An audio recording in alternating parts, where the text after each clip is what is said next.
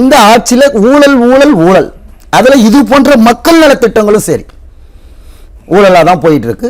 அது சிண்டிகேட் அமைச்சு பல பேர் இதுல வந்து கைது. அவங்க ஆட்சி மாற்றம் ஏற்பட்டதுன்னா இந்த ஊழல் குற்றச்சாட்டுகள் கட்டாயம் விசாரிக்கப்படணும், அவங்களுக்கு தண்டனை வாங்கி கொடுக்கப்படணும். அப்பதான் எங்களை போன்ற பொதுமக்களுக்கு இந்த அரசு இயந்திரங்கள் மீது நம்பிக்கை வரும். ஏன்னா இது பாமர மக்களுடைய திட்டங்கள்.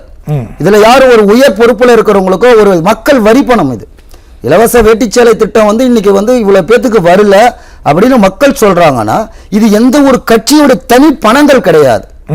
பொதுமக்கள் அனைவரும், நீங்களும் நானும் என்னை போன்றவர்களும் உங்களை போன்றவர்களும் சமுதாயத்தில் வாழக்கூடிய ஒவ்வொரு மனிதனும் கட்டக்கூடிய வரி பணத்திலிருந்து இந்த திட்டங்கள். அதே மாதிரி பார்த்தீங்கன்னா சத்துணவு ஊழியர்கள் அவங்க பிரச்சனை இன்னும் அதிகமாகி கொண்டு இருக்குது. பல அமைப்புகளுக்கு வாக்குறுதி கொடுத்தாங்க, அது எதுவுமே நிறைவேற்றப்படாமல் இன்னும் கேள்விக்குறியாக இருக்குது. இப்போ சத்துணவு ஊழியர்கள் வந்து இன்றிலிருந்து தொடர் போராட்டங்களில் ஈடுபடுறதுக்கு தான் சொல்லப்பட்டிருக்கு. அதை எப்படி பார்க்குறீங்க நீங்கள்? இல்லை, உண்மையிலேயே சத்துணவு ஊழியர்கள்ன்றது ஒரு மிகப்பெரிய மனிதர்கள் அவர்கள். நான் எதுக்காக அப்படி சொல்றேன்னா, நான் ஒரு அரசு பள்ளியில் படித்த ஒரு மனிதன்.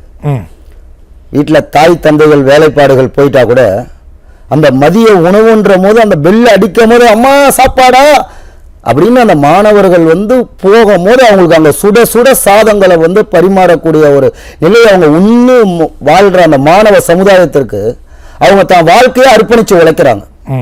அவங்களாம் சமுதாயத்தில் வந்து அங்கீகரிக்கப்படக்கூடியவர்கள். ஆனால் இந்த ஆட்சியில் அவங்களாம் அங்கீகரிக்கப்பட இல்லை.